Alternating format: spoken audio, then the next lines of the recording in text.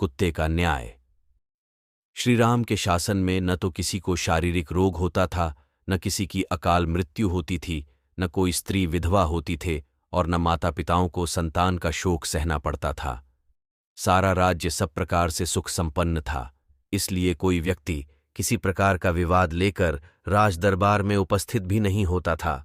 किंतु एक दिन एक कुत्ता राजद्वार पर आकर बार बार भौंकने लगा।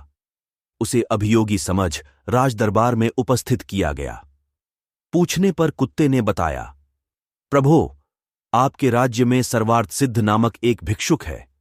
उसने आज अकारण मुझ पर प्रहार करके मेरा मस्तक फाड़ दिया है, इसलिए मैं इसका न्याय चाहता हूं। कुत्ते की बात सुनकर उस भिक्षुक ब्राह्मण को बुलवाया गया।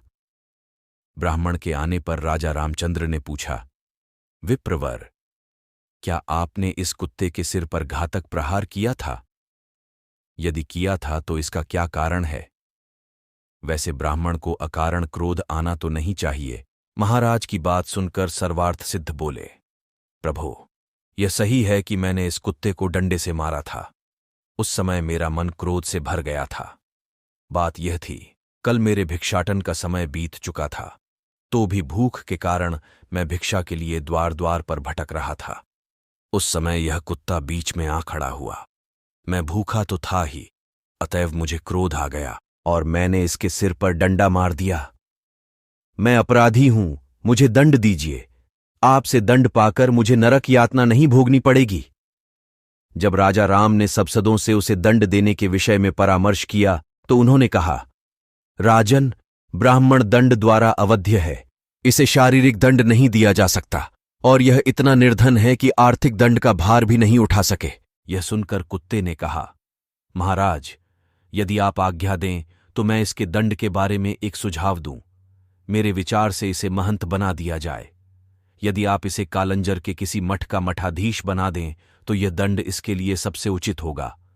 कुत्ते का सुझाव मानकर श्री राम ने उसे मठाधीश बना दिया और वह हाथी पर बैठकर वहां से प्रसन्नतापूर्वक चला गया। उसके जाने के पश्चात एक मंत्री ने कहा, प्रभो, यह तो उसके लिए उपहार हुआ, दंड नहीं। मंत्री की बात सुनकर श्री राम ने कहा, मंत्रीवर, यह उपहार नहीं, दंड ही है। इसका रहस्य तुम नहीं समझ सके हो। फिर कुत्ते से बोले, श्वानराज, तुम इन्हें इस दंड का रहस्य बताओ। राघव की बात सुनकर कुत्ता बोला, रघुनंदन, पिछले जन्म में मैं कालंजर के एक मठ का अधिपति था। वहां मैं सदैव शुभ कर्म किया करता था, फिर भी मुझे कुत्ते की योनि मिली। यह तो अत्यंत क्रोधी है, इसका अंत मुझसे भी अधिक खराब होगा।